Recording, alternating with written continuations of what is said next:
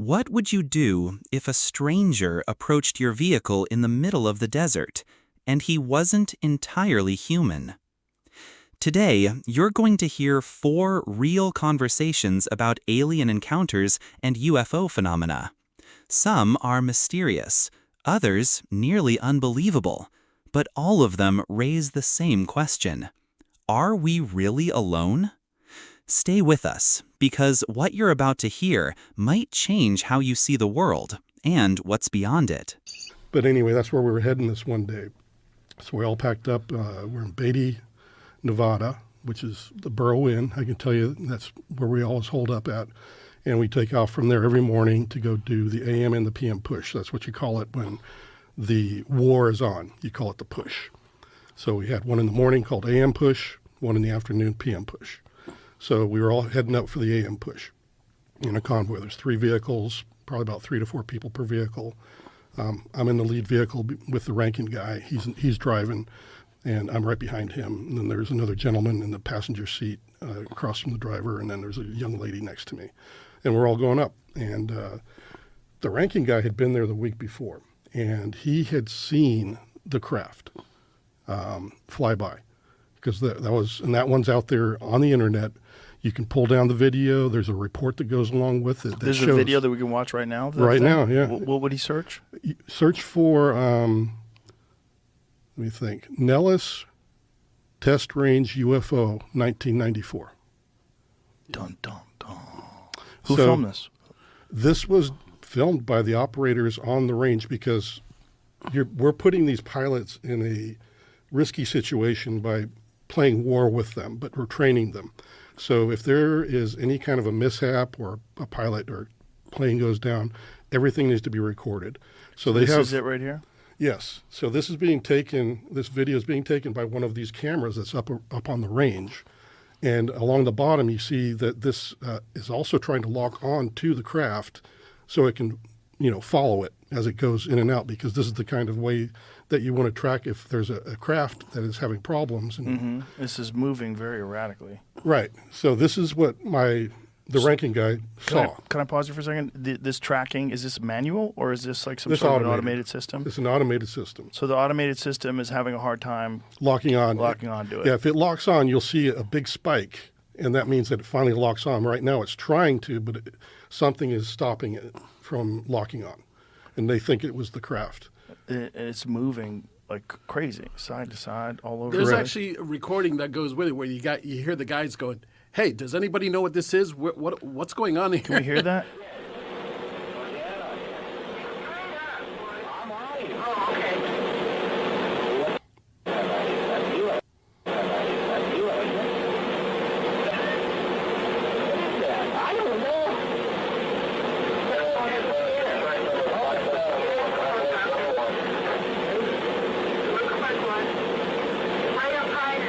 Okay, the sound is terrible. Yeah. They need better mics.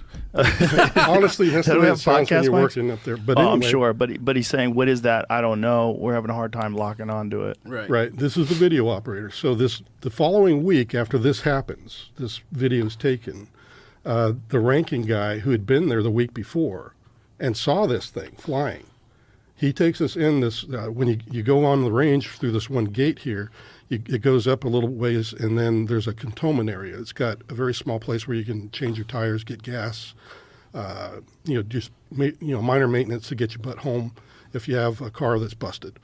And then in the back of that cantonment area, there's 2 huts that look like campers, really, glorified campers. So the video operators are in the one that's off to the northeast of the cantonment, and in the very corner of it. And the ranking guy just says, we all have to go in here. We're going to go talk to the video operators. We have to do this. And this was because the week prior, everybody came back to garrison or back to our unit, and they had seen this thing, and they were all talking about this UFO. So we go in there, and there's the video operator. He has us all write our names down, whether we were there and saw it the first week or not. Then he makes us all sit down and watch that video. And he says, do you know what this is? And we're like, no. And then he just said, okay, thank you. And then we, after everybody that was there saw it and wrote their name down, we were allowed to leave. And that was all that was required. And so I was like, well, what was that all about? But then as I'm exiting, this lady that had been sitting against the wall on the far part of this little hut that we were in, and she like grabs my arm and she just says, "There's somebody on the range. Don't talk to him." And she was really, really freaked out. And I'm like, "Thanks, strange, freaky lady. Got it." And I'm like, whatever. So we all hop out, we get in the vehicles, and then start taking off towards Quartz Mountain, because right at that cantonment area, there's a hard right. There's a hard right that goes off to Quartz Mountain. And about a mile, half a mile to a mile down that road, it's all dirt road up, by the way, there's this guy. It looks like he's wearing a uniform like we are. He got battle dress uniform on. So he sees us, and he starts to look like he's running, and he's got this really weird run, like his arms are kind of flailing behind him. It's like he was running against the hurricane wind, and it was like he was going to fall over at any time. And I was like, yeah, it's a bit windy today, but it ain't that bad. So it looked really strange. And then I began to notice his skin tone looked like he might be hypothermic. And I'm thinking, oh, crap, this dude's been out here. It's freaking freezing out here, because it was a very cold day, and the wind was blowing. It was, those cold days where it didn't matter how many layers you had on. And so as we're getting closer, I'm talking to the ranking guy. Hey, we need to slow down. So anyway, I'm thinking, this guy's probably in big trouble. I need to pull off my jacket. I need to give him something to get warm real quick. So I'm starting to do that, and we're approaching, and by the time I get my jacket most of the way off, he's right there at the corner of the front of the car. And So he looks pale? Is that what you're saying? He looked like an albino with a very bluish kind of undertone. If you could imagine, So you're assuming you're immediately associating that with he's freezing. Yeah, because that's all I could equate it to. Right. And then as I'm starting to open my door to try to administer aid to this guy, the dude in the front passenger seat screams he's got no ears. And I thought that was pretty rude, because I was like, the guy's in trouble. Does he have a hat on? He's got a hat on, and he's got BDUs that look absolutely clean, pristine. And when you're uprange, you do not wear your cleanest uniform. You're in a dirty environment. You wear your scuffed up boots. You don't take them with you. So he's got clean battle dress uniform. Everything. United States military very uniform. Out of place. Yeah, it looks very out of place when I finally do it. But anyway, I step out onto the roadway, and this guy screams that he's got no ears. And I just thinking it's really rude. And then I close the door, and I look up, and he's got no freaking ears. And his eyes are twice as big. And I just am like, yeah, what the hell did I just walk into? This guy's not from around How here. far away from him are you? Probably from me to just a few Logan. feet. Yeah, just talking distance. Okay. And I'm starting to freak out. But then he starts to talk to me, and it's not my language, but it's coming to the understanding is like coming into my mind about every word he's saying. So he's actually saying words. He's saying words, but it doesn't sound like anything I've heard before. But you're understanding what he's saying. But I'm understanding. So I know there's a telepathic thing going on here, and it calms me down at the same time, because I'm having to respond to him. And he's like, hello, I'm having trouble with my craft. I need some repair material. Do you know where I could find some tritium? And this is what he's talking to me about. And I'm like, you mean titanium? Because I didn't know anything about tritium at the time. But titanium, he's like, no, it's not it. And I'm like, well, at this point in my career, I had just left the program, so I knew where Dreamland was, and I pointed to the mountain range, because you can see for days in the desert. But I pointed towards the mountain range, and I said, Dreamland's just over there. And this wave of emotion hit me, like disgust, like, I am not going to talk to those barbarians and murderers. Wow, so he was saying that to you, his reaction to going to the military base was... Exactly, yeah. He did not like it. He said, I am not going to talk to those people. And then I was like, well, shoot. And it was barbarians and murderers? He literally, that was what he called them, yes. And mentally, that's what it was. But the Is emotion... Tritium, is this a real thing? Well, that's what... I've had a lot of friends. There's analysts also that were on the top secret network that were trying to help me understand what material... We were throwing everything at him. We're like, is it this? Is it this? And he's and then like, finally, no. That's the one. When they hit tritium, I was like, that's what it was. That's what he said. What is tritium? It's a type of... well, can he bring it up on the... Yeah, sure. Yeah, because it should pop up on Wikipedia pretty quick. But it has some properties that probably would work. Tritium, but are you saying tritium? Yeah, tritium is that's the stuff that's in Loom, like in your watch when your watch glows. That's you know they make those where they're basically like radioactive isotopes that stay lit. So like if you get like a Marathon watch. Marathon makes military watches, and it doesn't need like this watch. You need the light, and the light charges the loom, and then when it's dark out, you could read the hands for like a few hours. It's the thing that they used to put on the end of the guns, right? Exactly, they still do. A lot, like Sig has them. Look up guns. tritium also. Put an tritium end in is there. just a lot. I did that. That's not giving me much. So tritium, chunky glow in the dark glitter. Yeah, what is that? Oh, these are game websites. Oh, I see. I don't know. Okay, so it's tritium, then I may be mispronouncing But it. tritium that's that radioactive isotope. Mm-hmm. That's the stuff that emits light. Yep. So it emits a weak form of radiation. Yes. A rare radioactive isotope of hydrogen with a half-life of 12.3 years. Mm-hmm. Okay. So this is what he's asking me for. So he's asking you for that stuff? Tritium? Yep. And I'm like, I don't know where to get. Oh, look at that. It's used in boosted fission weapons and thermonuclear weapons. Oh, great. That sounds reassuring, right? I wonder what the fuck it's doing on your wrist.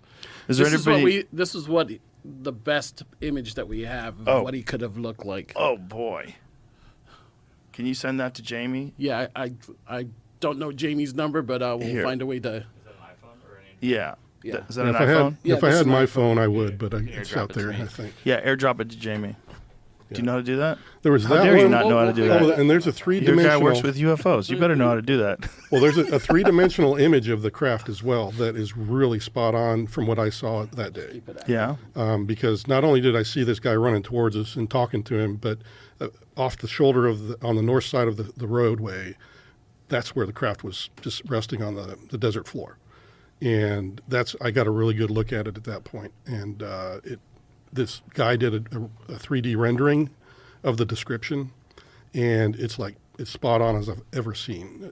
It's almost perfect. So he asks you for tritium. You tell him this is what it looked like. This is what the guy looked like. Pretty close to it. Yo. The nose was a little bit rounder on the end, but that was a really good rendition. But yeah, his eyes almost came out to here on the temple. Wow. And that would freak me out. It freaked me out. I mean, honestly, I'm not an easy guy to get freaked out, but that really put that like you just saw an alligator pop up out of the water kind of thing. Right. So when you tell him go to Dreamland, it says I'm not going to go where those murderers and barbarians are, and then what happens? And he said no. So I was like, well, where else can I possibly point him to? Because I'm like, I don't know any metallurgists or whatever. So I'm thinking to myself, and I relayed to him. I said, well, I'm taking college classes down in the city of Vegas, Las Vegas, at the community college. But I have a geophysical professor that I'm taking a class from. Maybe he has a metallurgist friend, and he's like. So you're thinking at this time though it's a metal. I am, yes. Right, because you're thinking it's some kind of like titanium, some type of. Right. And there's also when This is the 3D image of what the craft looks like? That is almost as spot on as I've ever seen. That is about it right there. That's almost exactly what I saw resting on the desert floor. And so you're trying to find different people that you can connect this being to. Yeah. And what is it saying to you while you're... He thought that was a good idea, I think, or he was like, I mean, made him, he had that kind of, and he wanted to take action, so he doesn't really even say goodbye. He just kind of turns and off he goes back to his craft. And I'm thinking, well, okay. And I get back in the car, and sometime during that conversation with this entity, I remembered looking over at my friends in the car, and they had the weirdest look on their face, like they were all zonked out, totally zombied, like they couldn't even... They were just drooling on themselves. Were they just because they were flabbergasted, or was it because something was going on? Well, I figured out that maybe it was done by this entity because none of them seemed to even remember the incident. Only a few people seems to remember that we stopped, that we had talked to somebody on the roadway, but it was mainly the people that were in the back of the convoy. So they didn't see it up close like you did? Right, like we did. The people so that were how far right away there, would they be?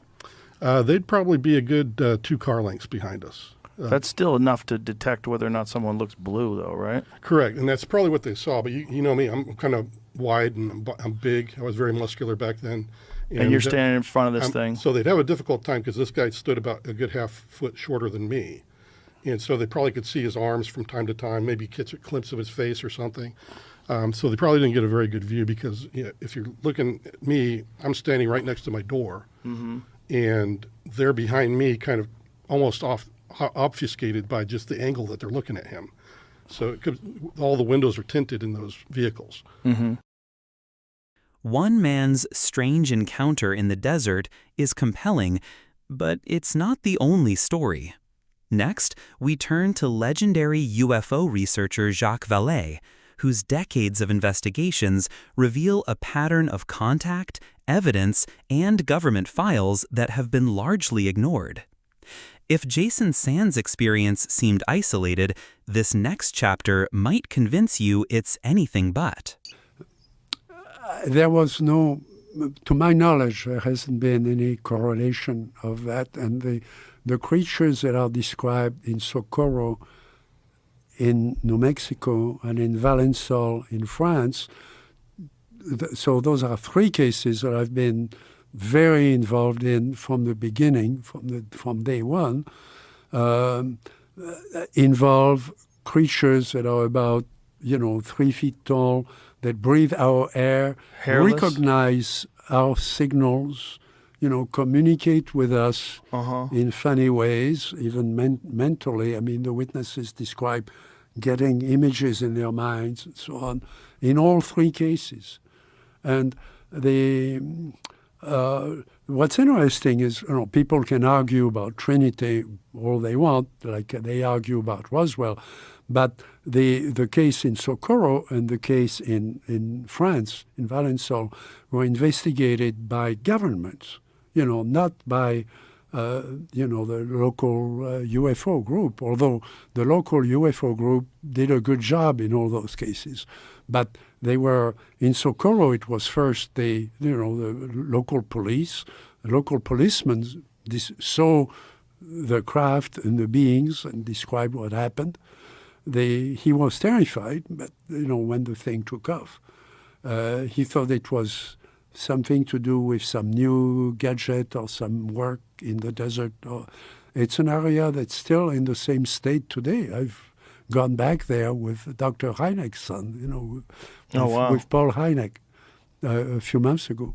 I've gone several times there. And so after the police, turned out the FBI was in town on another case. They had no jurisdiction in New Mexico for that particular case. It wasn't a federal case, but they helped preserve the traces, the FBI way. And the local police was happy to have them there. And then there was the state police came in and did an investigation, and then people from the base, came in with experts in explosives, experts in recovery of weapons and rockets and so on, because they thought it might be something that had come from the Trinity range that was out of its way, right, and had crashed near Socorro, right, in which case they might have responsibility, including financial responsibility if something was destroyed or whatever. So this was very serious. I have the whole file. Okay, it's a big file. right. Nobody's looking at it. I mean, the investigation in Washington now, they are saying, we're going to look at the cases of the last 12 months. Well, what kind of science is that? Can you imagine scientists reading this? And this is the way they are going to solve the UFO problem, by looking at vague pictures of lights in the sky for 1 year? Why don't they go back to those records? Those are federal records. Okay? The case in Valensole, 5 agencies of the French government. So this guy was a farmer. He had a field where he was growing plants to make perfume. So this was high level, expensive crop. This wasn't just, alfalfa or something. And he goes there at 5 o'clock in the morning because he wants to do to water the thing and so on before the sun is up, because it's going to be in the south of France. It's going to be very hot. You can't work in the field during the early afternoon. So he wants to be done with that. He sees this contraption, in the middle of the field, crushing the plants. And so he sneaks in, and he's paralyzed. Okay. Now, there is an egg-shaped object, just like the one, at Trinity, just like the one in Socorro. It's the size of a mid-sized truck. There are two creatures in front of it, human looking, 2 eyes, breathing air. They look at him, sort of amused, and one of them has something on his belt. He takes out, pointed at him, and that's when he's paralyzed. Now, he's not, as you know, I'm not a doctor, but I've gone to doctors about what kind of paralysis is that, where you can stand up and watch something, you just can't move. They said, well, there is a type of paralysis that will just inhibit the motor nerves, where but you'll still be up and aware.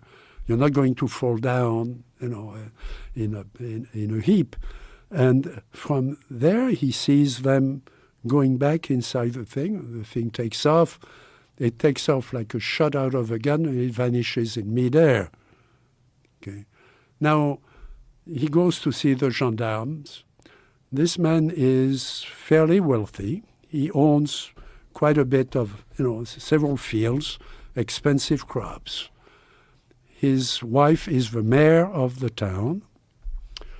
The gendarmes are going to be very careful with him because he's also from the resistance in World War II. When he was young, he joined the resistance, and the resistance in that part of France fought in the Alps against the Germans, and they were regarded as heroes of World War II. And so the gendarmes are very careful with him. There are some things he's not going to tell the gendarmes because he thinks, and I went there, he didn't want to talk to anybody from Paris. He didn't want to be on TV. He wanted to concentrate on his experience because he thought there was going to be something else. And he was aware of some of his buddies. Now, this is a part of France where people talk, but they have secrets too. I mean, historically, there are things like that in the U.S., parts where people are not going to talk to strangers. Right. The only reason I could go there was that I went there with a lady who was from Paris, with the government. She was with de Gaulle's government. She had the rank of ambassador, and she had a vacation home there. So we went there for 3 days, and she knew everybody there. And he told us what he thought might happen again. And he didn't want the gendarmes mixed in with what he was doing. Why did he think that something was going to happen again? They evidently, and he swore us to secrecy about what it was, but evidently there was communication with the beings when he was there. And now, so these beings are just tiny, look like people. Did they have different features than us? Or was it just human They are features? just like the ones at Trinity and like the ones at Socorro. So in that book you have actually 2, 2, and 3. You have 7 creatures that are humanoid, that breathe our air, that seem to understand us. The visual, there is visual contact. Well, we can have visual contact with animals. I mean, That doesn't mean they are human or meta-human, but there is messages that come through all of that that the witnesses are reluctant to talk about in all 3 cases. So in Socorro, finally, the Air Force went there, they threw the Air Force out because the Air Force said, well, that's just a gadget, and from the base, and that was stupid. So they finally sent Dr. Hynek there, and Dr. Hynek asked me to organize the files that were coming. I was at Northwestern at the time, working. I had done my PhD already, and I was on the staff of the computing center, and we had a small team trying to help, free, trying to help Hynek keep the files together. So we were, in communication with him the whole time, and then I put the files together, and I have a file. This is the official file. So these people were reluctant to talk about what these creatures were communicating with them. But did they talk about it at all? It was very personal. Very personal. Yeah. There had been a communication that transcended their life. There was something else, something outside. So you could almost call it a sort of a religious feeling, but it wasn't. It wasn't about divinity or God specifically, but it was about the other side of life, a bigger meaning for life. But that's their interpretation. It may not be. There may be other things that they are trying to communicate, but it was very profound for them. Yes, but all three cases had similar stories in that regard. And in all three cases, there are traces that were measured. There were, there is technology of sort, and in the case of Socorro, people came up with all kinds of ideas that maybe it was a balloon, a special balloon, right? There were only 12 of them in the world and so on. Well, in the book, people haven't noticed it, but in the book, I was able to solve that problem because I found a transcript of a conversation with a man who was head of a motor pool at the on the Army range at White Sands, and he had given his team some instructions on how to make sure that the motor pool was working really well, because White Sands is so big. When people went home, they could get lost, at White Sands, and then how are you going to find them? I mean, there are tracks, but there is no paved road at the time. How are you going to, find them? So you can launch a helicopter the next day looking for, a lost car somewhere with a family in it. But so he made rules that they had to call periodically to report where they were when they went home, 50 miles away across the desert. So they could find them if there was something wrong with the car. He's driving home with his family. This is after the Socorro thing is done. They are all interrogating Lonnie Zamora, the cop who was driving that thing. And he sees a light over the mountains in the southwest towards Mexico. But it's still, it's still in New Mexico, but it's in that direction. A light that's not a star, it's really bright. And the light gets brighter and brighter, and his car dies. Now, he's head of a motor pool, for the base. Everybody reports to him, and they have all the army cars and the trucks and everything else, the half-tracks. So he looks at that thing. He tries to call his team. The radio doesn't work. The radio should work. The radio doesn't work. And the thing gets very bright, and then it recedes. It goes away the way it apparently came in. We don't know if it came in or if it just got bright. But, okay, the car starts. He goes home, and then the next day he goes to his shop. He gets his staff together. He says, "You guys are going to take this car apart. I want to see every screw and every piece of it and every level and everything and the seats and so on. I want to see all of that on the floor. And you're going to test it, and you're going to tell me what's changed or, if anything, how that car stopped in the middle of the desert." And they couldn't find anything. And that report was an official report, okay, that was never published.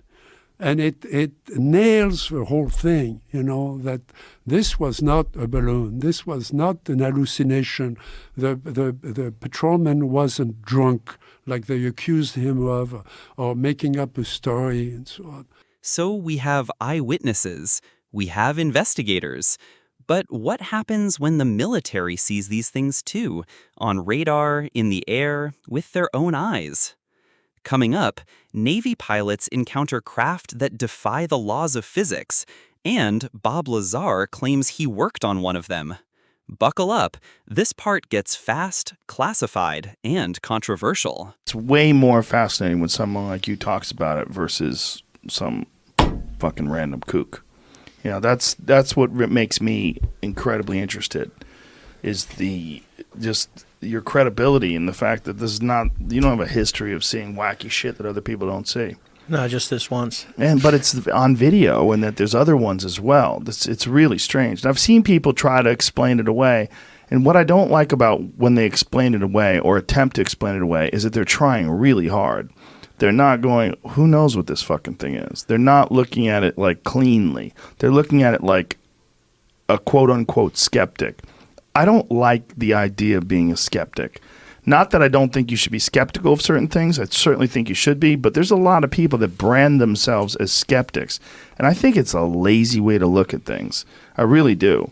Because I think you're just looking for the holes in things without looking at it objectively. If you wanted to be a scientist, if you wanted to be someone who is a fan of science, then you have to look at it as a thing. Like, look at this information and let's study this without any bias, any preconceived notions. I don't think they're doing that. They're looking at it and they're trying to find a way where they can justify that it's fake. And they're just doing all sorts of mental gymnastics to try to make it fake. That video that you show where that thing slips off to the left and takes off at incredible rates of speed, that alone should freak people the fuck out. Yeah, well, I think because people confuse all the time, like we took the video. No, it was another crew that took the video. We watched it for 5 minutes with our eyeballs, and there was 4 of us. And we all have the same story. We all saw the same stuff. We all came back and looked at each other and scratched our head and said, WTF, serious? What was that? And then what do? You move on. We never saw it again. I imagine they probably saw him on radar after that, but I think... They're probably seeing him on radar all the time. They just don't bring it to the attention of the general public. Oh, yeah, because if you don't, for a ship, when they see something and, you go, what is that? Well, you don't have any way to go out there and look at it. Like when you're talking about how they were informing you that they were seeing these things previous to your mission, when you're doing this exercise and they let you know that they're seeing these things, did you say, hey, how frequent is this? Is this something that happens all the time? I didn't get into that. Ours was more of the moment of, when he's telling us, hey, for the last 2 weeks we've been tracking these things. Right. And we don't know what they are. But you don't know whether or not it was just those 2 weeks, or maybe it was a year ago. There was other similar situations, or there's other situations that have happened out there. But I would say, for this, I don't even know. One, you got to take it serious. Yeah. We have a tendency, if we don't know what it is, if we just ignore it, it'll go away. And I joke. There was an incident years. It's probably not too far off the same time frame, where I think it was like the Constellation was doing her workups before she got decommissioned. And an a Soviet Oscar-class submarine surfaced behind her, right? And then it's like, go to battle stations, World War III. How did this foreign submarine get in our area and has been monitoring our workups? That's a big deal. Right. I said, but now we go out and we have these things that are coming at will, and there's nothing we can do about it. We don't know what they are. We have confirmed sighting by 2 aircrew, 4 of us, 2 planes, that said, look, this is not an airplane. This is not a weather balloon. This is not a blip. It has performance well beyond, and the airplanes that we were flying at the time were literally brand new Super Hornets right out of the Boeing factory. I mean, these were brand new, first Block 2 series that came out. And you go, why wasn't something done? It's like, we don't know what it is. I think it's good now, the moves that have happened over the last, 2 years since the original article came out that, now there's a new reporting for the pilots. The Navy's acknowledged, hey, these things, we don't know what they were. They're starting to take it serious because, I know there are other events that are not out, recent events where people have been called in to go, hey, I've seen this thing. So the investigation process is still going on. We don't stop. The military doesn't stop. Even if you take funding away, we don't stop. We don't stop until we're told to stop. So, what's going on? You go, well, ATIP ended. They spent $4.5 million a year on it. I think it was $22 million over the 5 years. So you go, what are they doing since then? Well, I'm pretty sure there's still people looking at this, and there's still people that are taking this serious.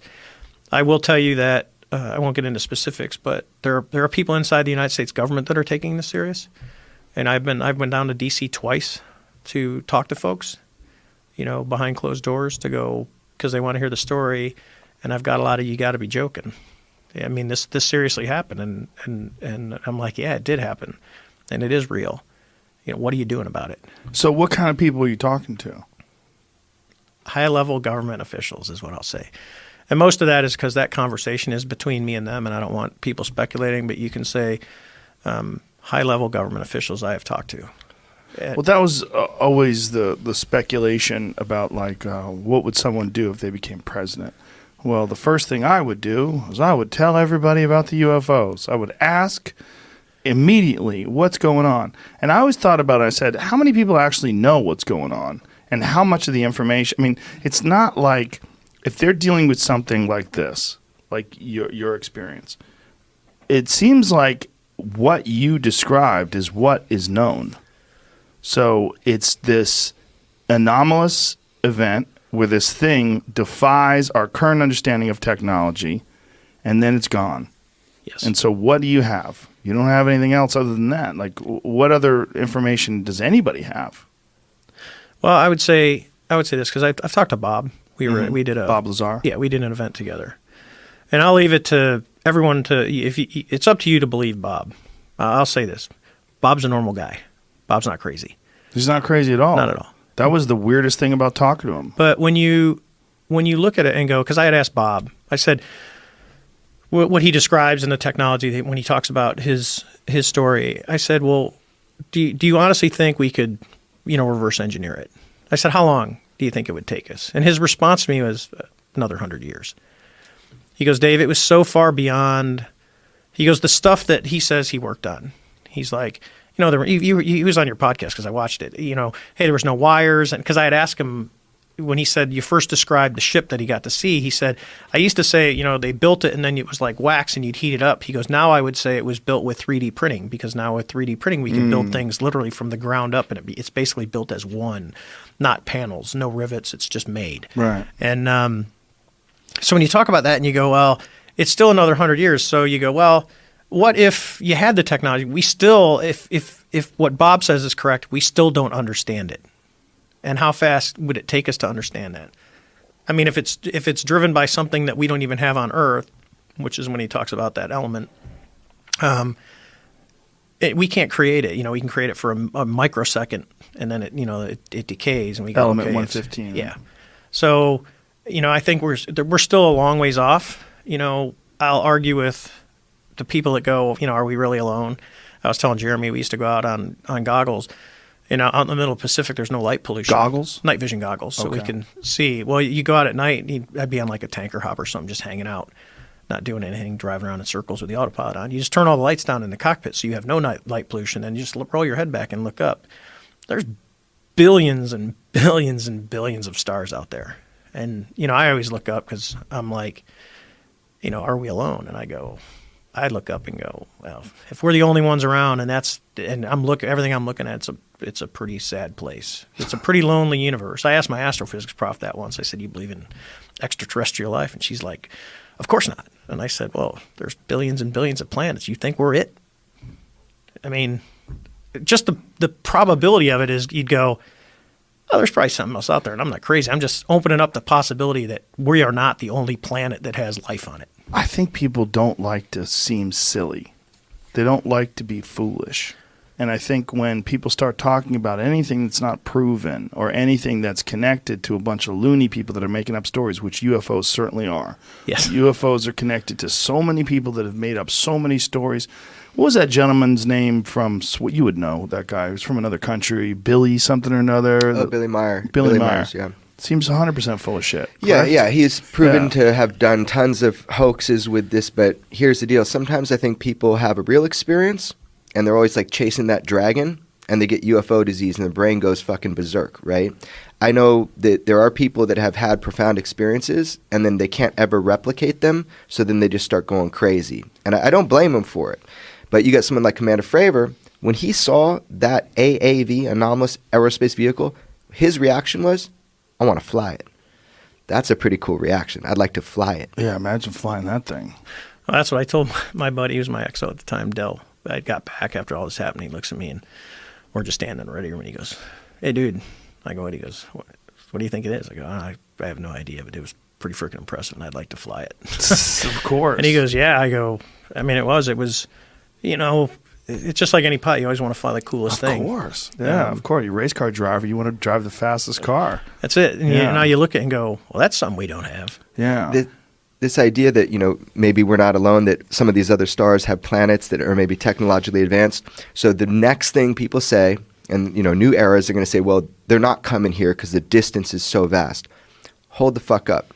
From the very beginning, when Bob Lazar came forward and talked about field propulsion, gravity propulsion, distance becomes completely irrelevant. So if we believe, and the radars are right, and Commander Fravor saw this thing moving like a ping pong ball in a glass of water, it's gravity propelled, that's why you can make those maneuvers without exploding, okay? Then distance becomes completely irrelevant for travel. You're literally warping time and space. You're falling into place. Well, it's like the idea of showing someone a video on your phone long before video was ever invented. People would be like, what are you talking about? Like before photography was invented, which is shockingly recent, right? You had to draw pictures of things you saw, just like those people that drew or painted those images of those men and whatever those things were with Christ in the background. The idea that we could understand what some insanely impressive technology from a planet that is nowhere near us could manifest. It's nuts. Yeah, Bob Lazar talks a lot about this. Remember, he's a young guy, right? In 1989, he gets shown something, and all of a sudden he's trying to interpret it through 1989 technology. So he said it looks like it was injection molded because that's what he had. And then Right. I sent him this thing about nanotechnology and working towards an atomic printer. He's like, dude, that makes a lot more sense. So he has to view it through where he saw it in 1989. However, I will say this. It is my knowledge that we understand exactly how these craft work. Our one limiting factor is our material science. We can't replicate, not the fuel source itself is another. When you say we know exactly how they work. Yeah, what do you it mean? doesn't break our laws of physics. This concept of amplification of gravity, this concept of gravity propulsion. We understand how things can move from point A to point B almost instantaneously. Our physics doesn't disallow it, but our material science and the fuel to create that machine that we have machines from other places. So What do you mean? Well, Bob Lazar, whether you believe him or not, there was a program. I have other witnesses that I will be bringing forward about S4, where he worked. We have craft. You have other witnesses that worked with alongside No, people Bob? that corroborate Bob's account in that they saw him get on and off the red and whites, the Janet flights that come on. Somebody that went to Papoose Lake and was stopped by non-military guards at that time, people that were aware of Site 4 and ET exploitation projects. One is an SR-71 pilot that I've been talking with for a couple years. So these people are coming forward now, and it's like I'm sick and tired of doing it, these little nitpicky things about Bob. Okay, there was a program. there was a back engineering program. They've admitted there are materials. So this is like the metamaterials you heard about in the New York Times, all that. We have materials associated with UFOs that are interesting. What is that? What are you talking about? So this was something that was launched in the first New York Times article, I believe, in December of 2017, that there is studies being done right now on materials associated with UFOs, right? So actual metals that have come off of, you could say, crashes or Now, who is that explained that there was something, they were with Eric Weinstein, that was explaining that there was someone who reportedly has something along those lines? Jacques Vallée has 17 samples. 17 samples. How does one guy get 17 samples? Well, he's Jacques fucking Vallée, right? So he is the guy first ever for the United States military created a computer program for the study of UFOs for Project Blue Book. So he's an old school guy. They modeled him after in the Close Encounters movie. It's modeled after Jacques Vallée, the French guy. So he's kind of like been involved with this. He's had more access to government databases than any of us.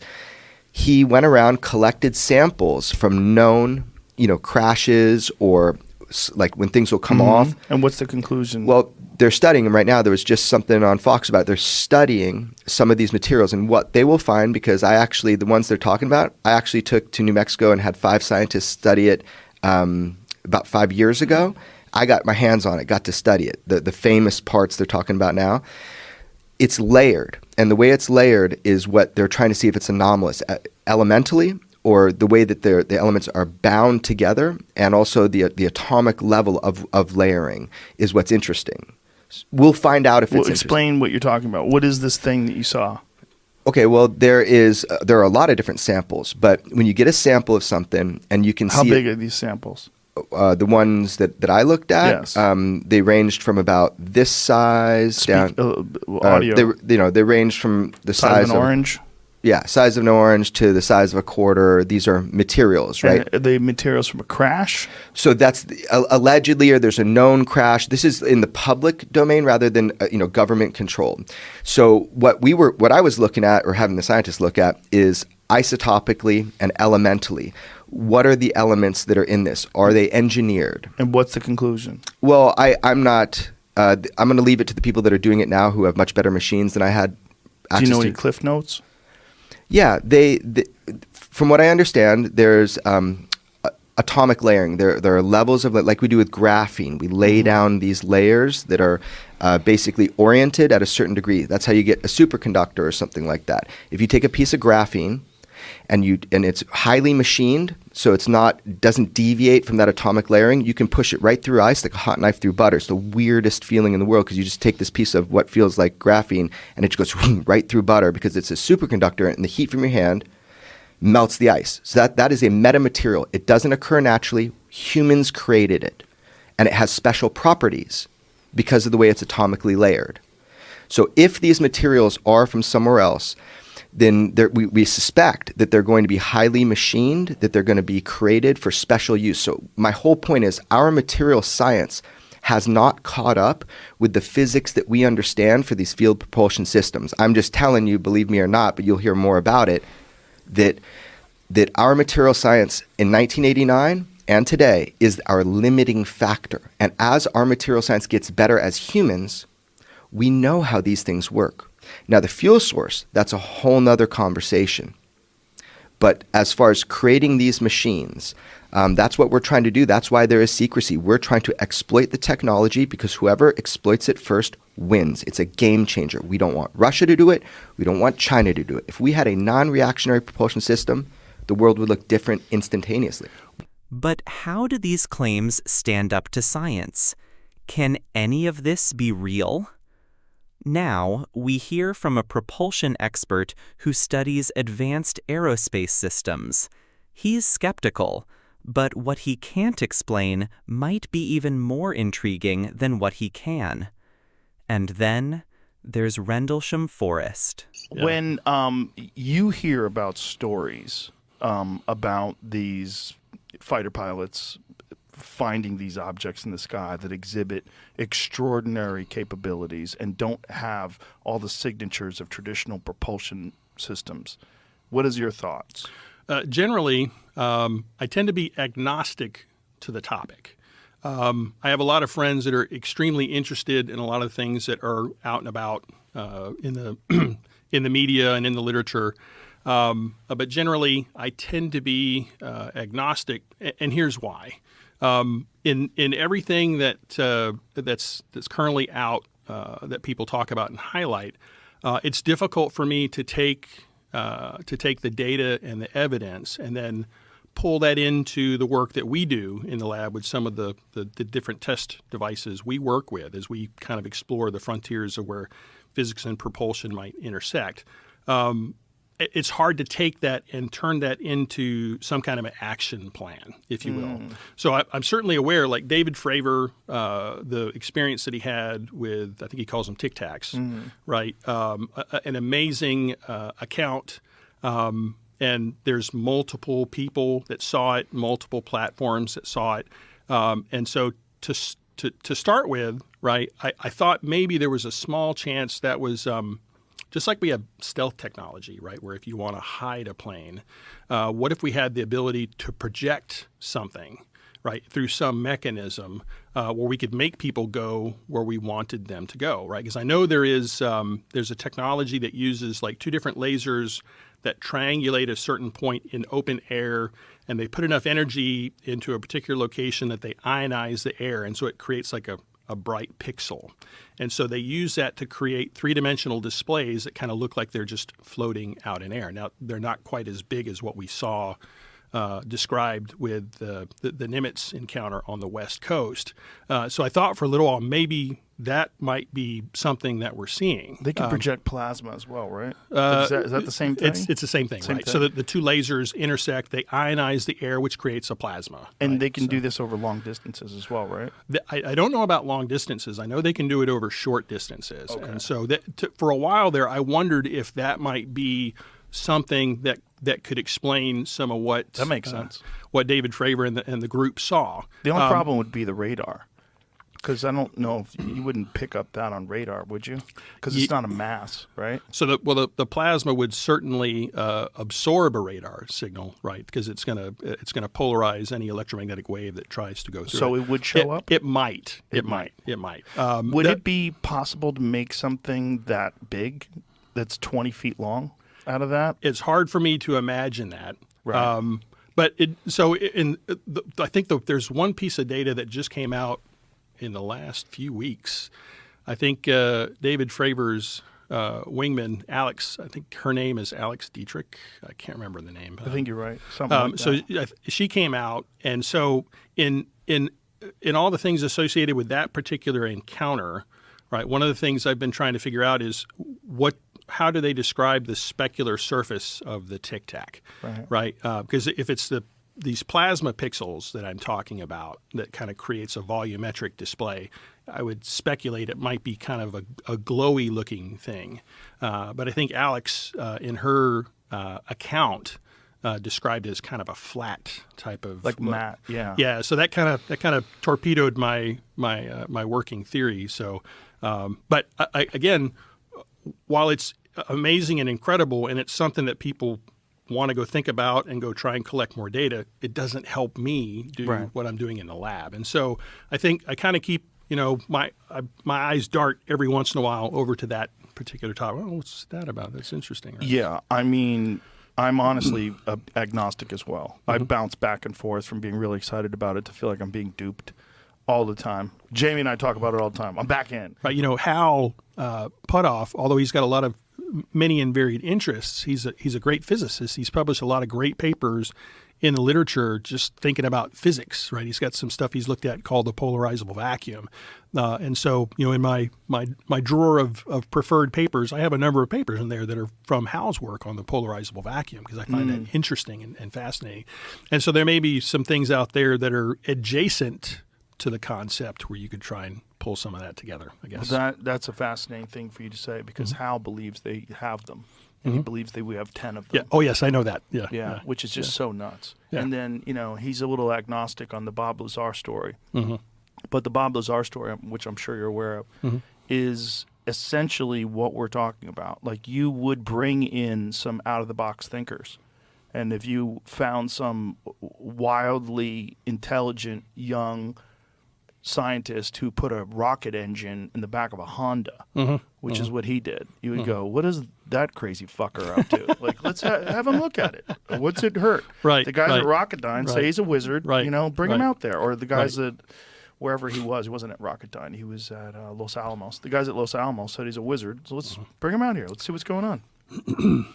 Yeah, his story is I'm not too familiar with it. Right, It's I've the heard some nuttiest tidbits. story of all Yeah. time. Yeah. And he supposedly, well, they denied that he ever worked at Los Alamos, but then they found him on an employee log. And not only that, he knew the outline of the place. He knew the security people. George Knapp took him on a tour of it, and he knew everybody. He knew the people that worked there. He knew how to get around. Like, he clearly worked there. So that's interesting that they tried to deny that he ever worked there. And then from there, he gets this job where he is flown out to the desert to Area 51 Site 4. And this is allegedly, right? During this time, he can't even tell his wife what he's doing. So his wife thinks he's going having affairs. He's got to leave and fly away at 11 p.m. at night. Like, right, but you can't tell me where you're going? You want to work? Right. Yeah, you're working late again? The wife starts having an affair. And because of his This clearance... almost sounds like a movie, right? It does sound like a movie, which is one of the beautiful things about reality. Is that reality seems so fake that sometimes actual true stories are bizarrely fictional. So his wife starts having an affair. Because of his clearance, he cannot be working on these things if he could be under extreme emotional duress. So they fire him. They tell him he can't. They don't give him any explanation. They don't tell him his wife's cheating on him. He starts taking people out to the desert, explaining to them, you have to see what we're working on. They fly this thing on certain nights, and they do these test flights around the base. It's nuts. So he takes these people into this area. They see it. They get arrested. When he gets arrested, he gets caught there. He explains what he was doing. He says, okay, I've got to go public or they're going to kill me. So he goes public with George Knapp. Initially, they hide his face, and then he says, you know what, fuck that. Let's just film me. Let me tell you everything. He goes over the diagram of this device, and he calls it the sport model, and it looks like that. That thing that we have right there. It's almost like a hubcap, right? But exactly. It's That's a copy of it. Okay. In the middle of that thing is some sort of a generator that he said works on this unknown element, this element 115. Oh, some of this is coming back to me. I think I've seen some stuff over the years. Yes. Yeah, some of it's coming back to me now. And essentially the way he describes it traveling, and again, this is in the 1980s, the way he describes it traveling is exactly the way you describe that sort of warp drive, changing space and time around it. And that you would point that thing where you wanted to go, and it would just... Yeah. That it all sounds very surreal, right? There's another story. Again, as I said, I have a number of friends that are keenly interested in this, and so I've been exposed to some of the different things. And that to me, the Tic Tac account is interesting because it's got a lot of rigorous data, if you will, that helps you go, well, I can't explain that. I can't explain that. I can't explain that. There is another accounting that I just put in the category, my brain doesn't even know what to make of it, and it's the concept of Rendlesham Forest. I don't know if that rings a bell. There's something over in the UK where there's a base over there, and some airmen came across some very weird. I can't even begin to describe. I'm not sure if I know this one. It's pretty bizarre. I don't know it well enough to unpack it today, other than to say it's so bizarre that when you listen to the accounts that were recorded, right, it doesn't make any sense. It's like, if you think about if you watch an octopus in an aquarium, right, and the octopus is doing something, you can sometimes understand what their motivation is. There's like a cross-species ability to, it's like communication but without words, right? That octopus wants to go eat that little crab or whatever the case may be. And so our chemical computers, even though they're different, we can look at their behavior and we can go, all right, I think I understand what that octopus might be wanting to do today, or a shark or a dog or a porpoise. But when you hear what happened in that Rendlesham Forest thing, it breaks all of my guessing machine, and it's like, what is the story? A colonel and some airmen reported some weird stuff that was going on in Rendlesham Forest. Yeah, and they went out and tried to investigate it, and they saw some. Again, I'm doing such a terrible job of summarizing it because I don't really know the lore very well. But Here it is right here. We can everything read they it. saw was very bizarre and crazy looking. We can read it. Right? It So- says 40 years ago, a remote forest in Suffolk was the scene of one of the most famous purported UFO sightings in history. So just what did happen, and will we ever know for sure? Victor Thurnkettle was out chopping wood one morning in Rendlesham Forest in late December 1980 when a car drew up. Out stepped two men, aged about 30, dressed in suits. "Good morning. Do you mind if we ask you some questions?" asked one in a well-spoken English accent. Earlier, on 26 and 28 of December, United States Air Force security personnel stationed at nearby RAF Woodbridge had reported seeing strange lights in the surrounding forest. Forestry worker Mr. Thurnkettle, unannounced and unidentified visitors, asked if he had been out the previous night. I said no, he recalls. They said, "Did you leave the house at all? Did you see anything?" I said, "What?" They said, "Oh, there's a report of some red lights in the forest. We're just checking." And the two men, very politely but firmly, asked me probably about 20 questions. I thought they were journalists. They suddenly said, "Oh, well, fair enough. There's probably nothing in it," and left. So I bought the papers every day for the next few days to find out what was going on. And, of course, there was nothing. 3 years later, however, sightings made the News of the World front page story. It proclaimed UFO lands in Suffolk, and that's official. The story was based on a memo from RAF Woodbridge Deputy Base Commander Lieutenant Colonel Charles Halt to the Ministry of Defense. It was released by the U.S. government, described as an encounter with an apparent UFO in the forest. Since then, the sightings have been the source of much debate and speculation among UFO enthusiasts and the subject of numerous books, articles, and TV programs. In March, a documentary concluded the sightings had achieved legend status like the Loch Ness or King Arthur. The forest even has its own official UFO trail, complete with a life-size replica. Go back up. Of the flying saucer, and this is the replica with like the Hamza thing on it, that hand thing. Bizarre. Thurnkettle, UK authorities have said they didn't learn about the incident. Okay, well, what is the story though? Let's get to what is the story? Scroll down more. What does it say? Yeah, and that gets into the stuff that it doesn't make sense in terms of what they describe the UFO doing. It's just very peculiar, right? So. Yeah. They got there, my heart absolutely plummeted. There was nothing. It was an absolute normal glade in the forest with 3 rabbit scrapes. They're all carefully marked. It happened to be roughly a triangle. Okay, what else does it say? What is the sighting? Burn marks on trees, but what's the sighting? I can show you what the UFO looked like. But Okay. I mean, Sure. That's what they said it looked like? Yeah. Whoa. And it had those markings on it? I Googled it. My Google search said that Grush brought it up when he was on here, but I couldn't find like even clips about it. So I don't know that we went that deep into it. How bizarre is it that it has that symbol? What is that? That's an ancient Hindu symbol, correct? That Hamza symbol? I don't know.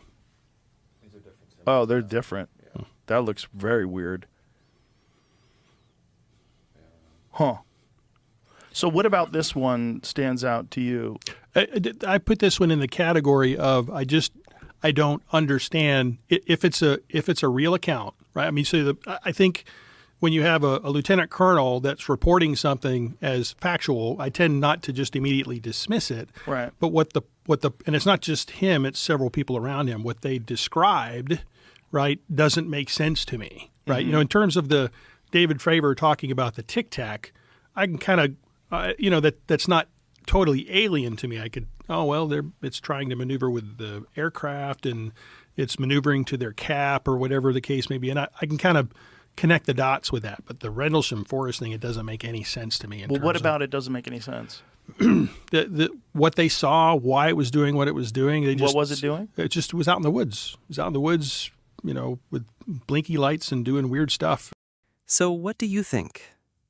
Are these stories exaggerated, fabricated, or are they clues, fragments of a bigger truth we've barely begun to understand? Thanks for joining us on this journey through eyewitness accounts, historic cases, military data, and cutting-edge science. If you want to keep exploring the unknown, subscribe, leave a comment, and share your thoughts below. Because whatever the truth is, it's not just out there anymore. It's right here, waiting to be seen.